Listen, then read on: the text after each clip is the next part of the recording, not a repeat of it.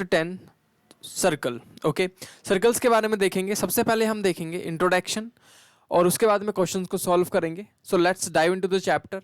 और इस चैप्टर का जो नोट्स होंगे, पीडीएफ नोट्स, वो आपको नीचे डिस्क्रिप्शन में मिल जाएंगे।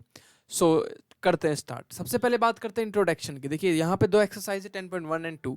तो जो एक्सरसाइज है उससे पहले जो जो चीज़ें है बताई हुई हैं, जो जो थ्योरी उसके अंदर होगी, वो हम पहले डिस्कस करेंगे। उसके बाद में उसको डिटेल में क्वेश्चन सॉल्व करेंगे। तो सबसे पहले बात करते हैं कि सर्कल होता ही क्या है। तो अगर मैं आपसे बोलूं कि जो आपको सामने स्क्रीन पे जो प्लेन दिख रहा है, इसके अंदर कितने पॉइंट्स होंगे, तो आप बोलोगे इन्फिनिटी पॉइंट्स होंगे, क्योंकि हर एक जगह आप पॉइंट ड्रॉ कर सकते हो। तो इसको क्या बोलते हैं? एक पॉइंट बोलते हैं। अगर इस पॉइंट को एक डायरेक्शन में मैं एक्सटेंड कर दूं तो इसको क्या बोलेंगे? इसको रे बोलेंगे। क्या बोलेंगे? रे बोलेंगे। अगर दोनों तरफ खींच दूं इसको, तो इसको क्या बोलते हैं? लाइन बोलते हैं। इसको दोनों तरफ, अगर एक पॉइंट को दोनों तरफ एक्सटेंड कर दिया जाए तो इसको हम बोलते हैं लाइन। ठीक है। अगर मैं एक लाइन को थोड़ा सा टुकड़ा काट दूं, इसको ए और बी ऐसे काट के निकाल लूं अलग से, तो इसको बोलते हैं line segment. Segment, this is A and B, line का टुकड़ा मतलब सेगमेंट, लाइन का एक टुकड़ा हो गया। ठीक है, तो लाइन सेगमेंट बोलेंगे। तो समझ आ गया। अब अगर मैं आपसे बोलूं कि अगर इसको आपको क्लोज फिगर में बनाना है तो आपको तीसरी पॉइंट से इसको मिलाना पड़ेगा। तो इसको क्या बोलेंगे? इसको बोलेंगे ट्राइंगल। और ट्राइंगल जो होता है वो क्या होता है? First polygon. पॉलीगन क्या होता है? पॉलीगन जो होता है वो होता है आपके जो एनक्लोज फिगर्स होते हैं जितने भी। तो ट्राइंगल पहला ऐसा पॉलीगन होता है जो कि एनक्लोज्ड होता है, जो कि बंद होता है। इसी तरीके से अगर मैं ट्रायंगल के बाद में देखूं तो बनेगा क्वाड्रिलेटरल, फिर बनेगा पेंटागन, हेक्सागन, हेप्टागन, ऑक्टागन, नैनागन। इस तरीके से मैं आपसे पूछूं कि लास्ट पॉलीगन कौन सा बनेगा, तो लास्ट में पॉलीगन जो बन के आता है वो बनता है आपका सर्कल। तो याद रखना है कि लास्ट पॉलीगन किसको बोलते हैं? सर्कल को बोलते हैं। ठीक है। तो पहली चीज तो ये हो गई कि सर्कल यहां से निकल के आया। दूसरी चीज, दूसरी डेफिनेशन क्या होगी सर्कल की?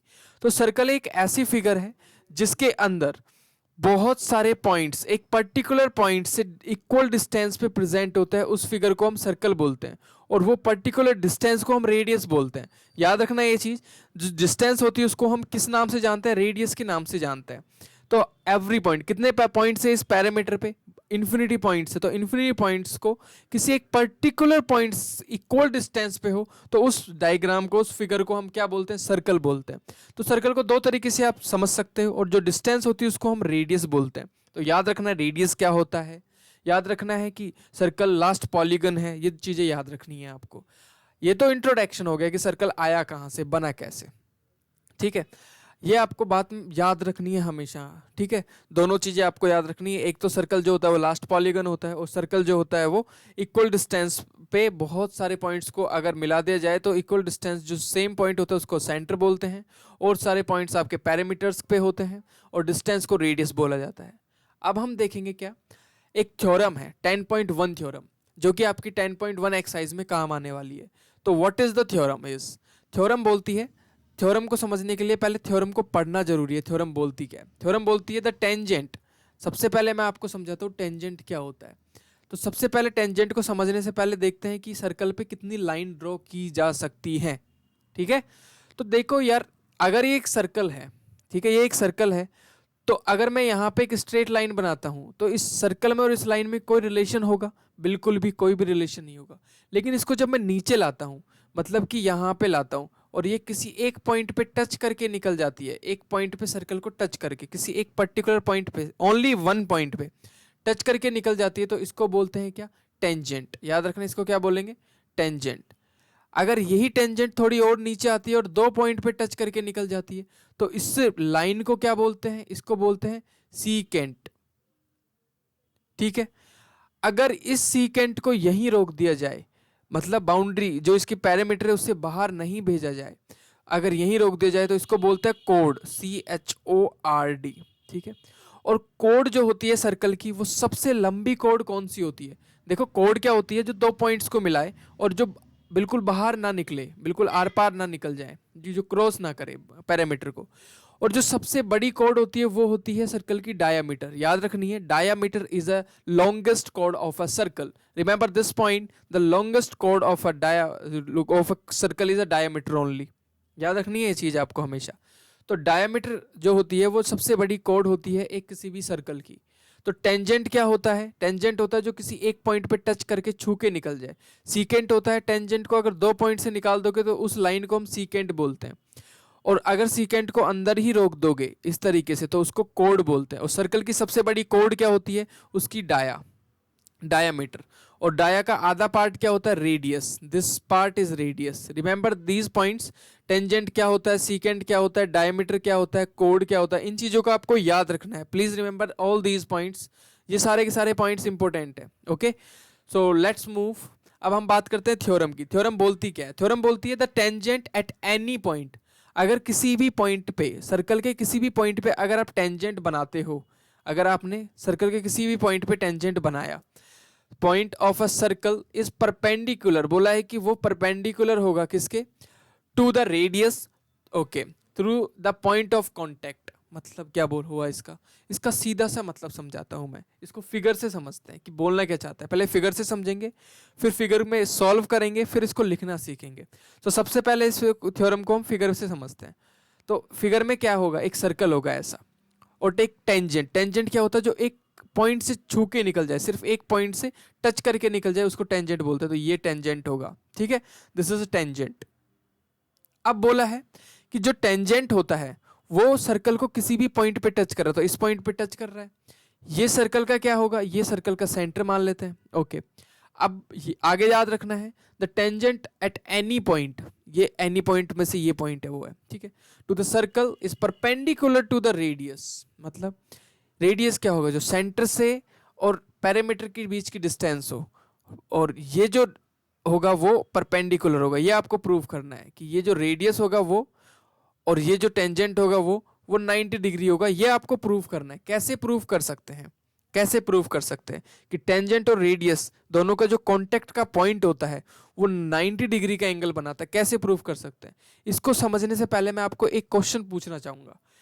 मान लो ये एक क्या है? नदी है, नदी का किनारा है, ठीक है, मान लेते हैं ये एक नदी का किनारा है। इस नदी के किनारे को नाम दे देते हैं रिवर, ठीक है। ये आपका घर है, ठीक है, प्रैक्टिकली समझते हैं, ये आपका घर है। मैं आपसे एक क्वेश्चन पूछता हूं, ये नदी पे के किनारे पे जाने के लिए, नदी पे जाने के लिए आपको सबसे छोटा रास्ता कौन सा पड़ेगा? क्या ये ऐसे जाना पड़ेगा, क्या ऐसे जाना पड़ेगा, क्या ऐसे जाना पड़ेगा, या फिर बिल्कुल सीधा जाना पड़ेगा? सबसे छोटे रास्ते के लिए आपको किधर जाना पड़ेगा? क्या इस पे जाना पड़ेगा, या इस पे, या इस पे, या इस पे? इसको देता हूं मैं रास्ता ए, इसको बोलता हूं रास्ता बी, इसको बोलता हूं ये बिल्कुल स्ट्रेट है, बिल्कुल सीधा, और इतना स्ट्रेट है कि ये बिल्कुल परपेंडिकुलर है। ये नदी और इस आपके घर के रास्ते के बीच में 90 डिग्री एंगल बनता है, इतना स्ट्रेट है। सी और डी। आप मुझे बताओ कि आपको सबसे जल्दी जाना है नदी पे, तो किस रास्ते को चूज करोगे? ए को, बी को, सी को, कि डी को? कौन से रास्ते को आप चुनोगे?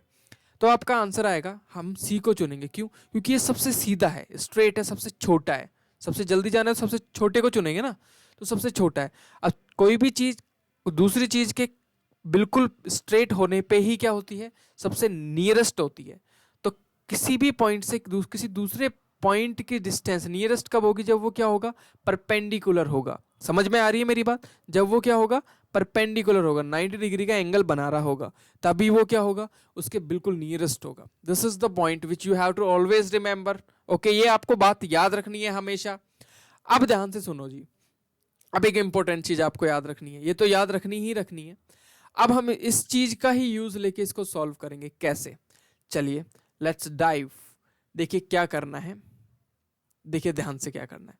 क्वेश्चन ने बोला है कि एक सेंटर से जो रेडियस बनेगी वो, और टेंजेंट का जो कांटेक्ट पॉइंट होगा वहां पे 90 बनेगा। तो मैं यहाँ पे कुछ चीजें ड्रॉ करूंगा। तो यहाँ पे हम ड्रॉ करेंगे क्या? सबसे पहले हम ड्रॉ करेंगे एक पॉइंट जो कि है ये। एक तो ये पॉइंट हो सकता है, ठीक है। दूसरा, आप टेंजेंट पे ऐसे जा सकते हो, 2। तीसरा, आप ऐसे जा सकते हो, 3। ठीक है, 3 तरीके समझ आ गए। इसको ओ पॉइंट दे देते हैं नाम, इसको ए पॉइंट दे देते हैं, इसको बी दे देते हैं, इसको सी, इस पॉइंट को दे देते हैं डी नाम, इसको दे देते हैं ई। ठीक है, इस तरीके से आपको पॉइंट्स के नाम दे रहे हैं, दे दिए नाम।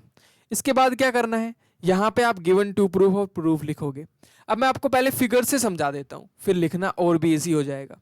अब मुझे ये बताओ कि इस पॉइंट से इस तक आने के लिए सबसे छोटा रास्ता कौन सा है? ए है, बी है, कि सी है?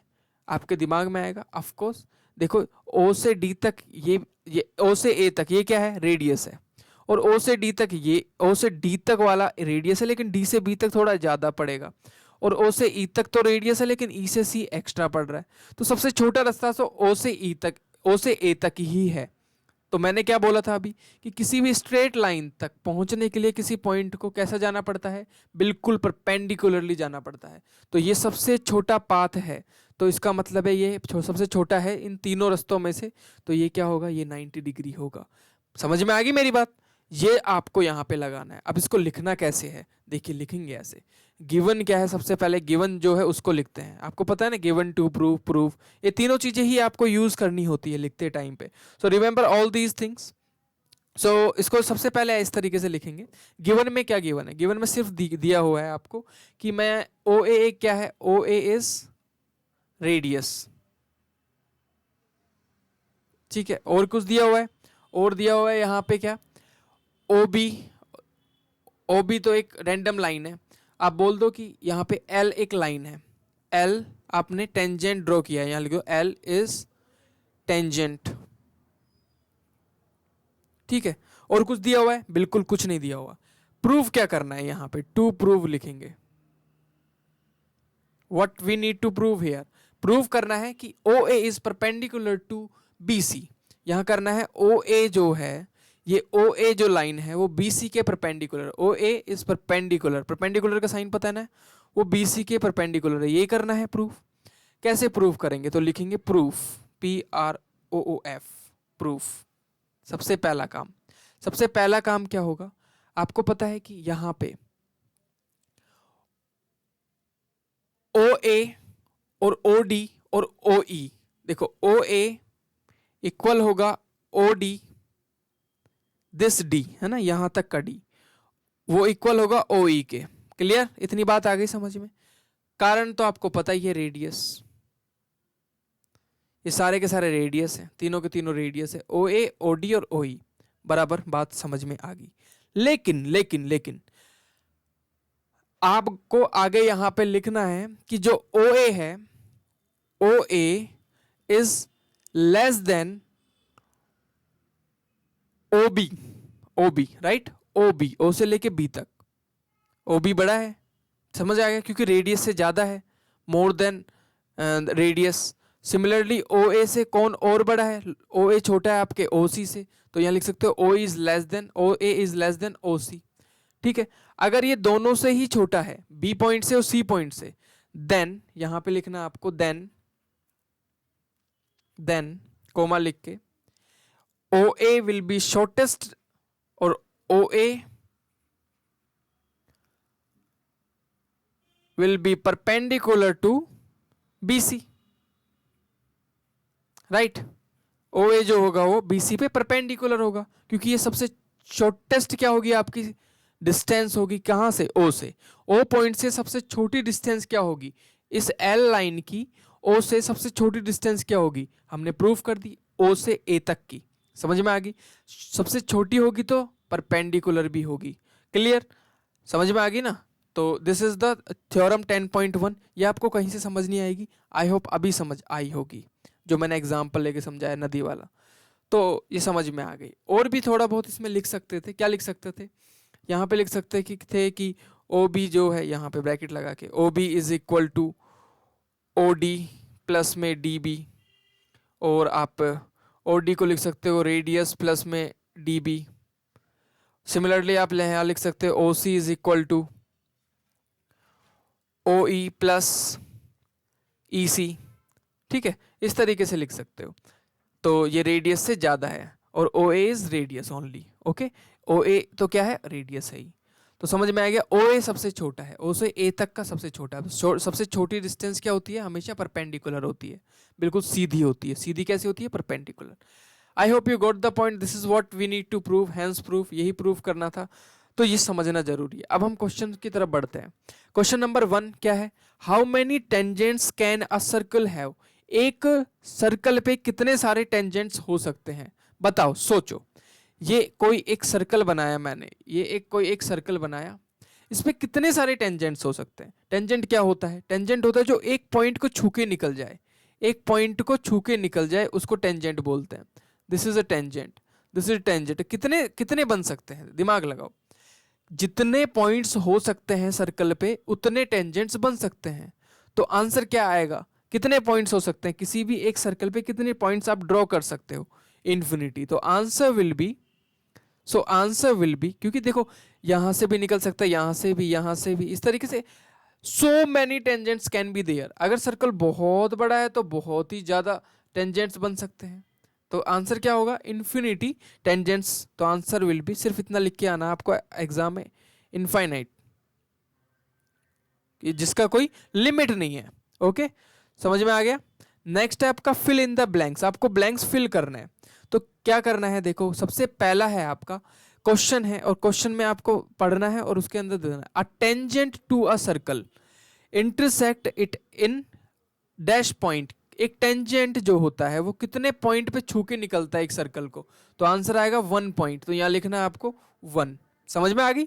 अगला है a line intersecting a circle in 2 points is called. मैंने बताया था अगर ये टेंजेंट थोड़ा नीचे आए और 2 पॉइंट्स को छू के निकले तो उसको क्या बोल देते हैं, बताओ क्या बोल देते हैं। Pause the video, right in the comment section.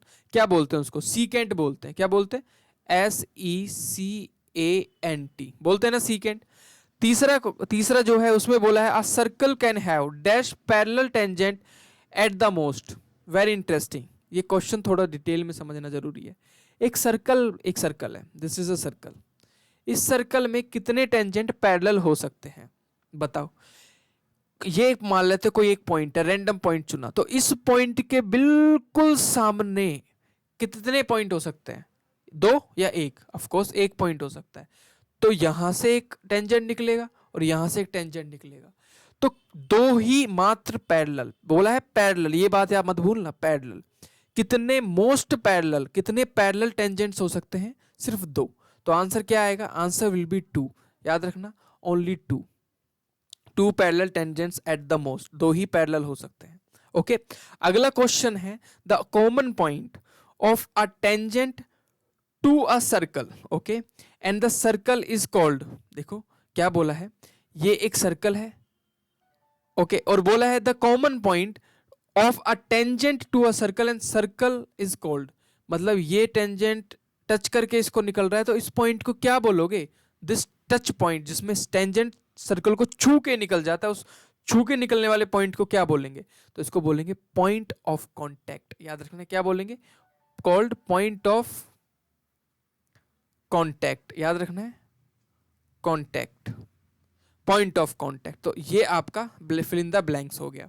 Next आपका ऑब्जेक्टिव टाइप क्वेश्चन है। ऑब्जेक्टिव टाइप क्वेश्चन को क्या करना है, कैसे करना है, देखो क्या दिया हुआ है। सबसे पहले ये पढ़ना जरूरी है कि क्वेश्चन में दिया क्या है। क्वेश्चन में दिया हुआ है कि एक टेंजेंट है, इसमें थोड़ा फिगर बनाना पड़ेगा आप लोगों को।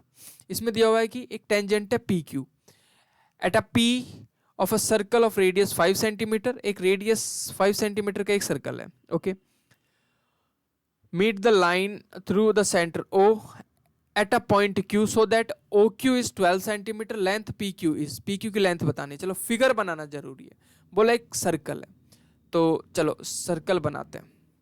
एक सर्कल बना दिया मैंने यहाँ पे, एक सर्कल आपने बनाया ऐसे, this is a circle. Okay, ये एक सर्कल है। ये सर्कल है वो है आपका 5 सेंटीमीटर रेडियस का, this is 5 centimetre radius, no problem. उसके बाद में बोला है कि यहाँ पे एक टेंजेंट निकलता है, दिस इज टेंजेंट।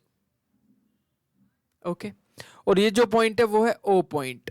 ओके, उसके बाद में जो टेंजेंट निकलता है वो Q पॉइंट से निकलता है, तो ये पॉइंट Q है, और यहाँ पे जो टच करता है ये पॉइंट P है। अब क्या करना है, अब Q को मिला दो इस तरीके से, ठीक है। अब इन्होंने दिया हुआ है कि जो ये OQ है वो 12 सेंटीमीटर है, 12 सेंटीमीटर। आपको पता है एक बात कि जब रेडियस और जो टेंजेंट है वो कितने डिग्री पे मिलते हैं, 90 डिग्री पे। तो ये 5 सेंटीमीटर, ये 12 सेंटीमीटर, ये 90 डिग्री। 90 के सामने वाला क्या होता है, हाइपोटेनियस। तो ये तो हो गया हाइपोटेनियस, ठीक है। ये परपेंडिकुलर मान लो। आपको निकालना क्या है, PQ जो कि बेस है। तो आप कैसे निकालोगे, 3 साइड में से 2 साइड दी हुई है, तो सॉल्व कैसे करते हैं, बड़ो बच्चों जैसा काम है ये, तो मतलब बहुत छोटा सा काम है। Hypotenuse square is equal to perpendicular square plus base square.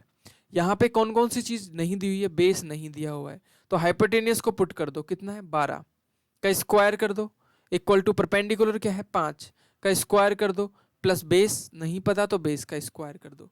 तो यहाँ पे क्या आ जाएगा, 12 का स्क्वायर क्या आता है 144 equal to 25 which is equal to base square.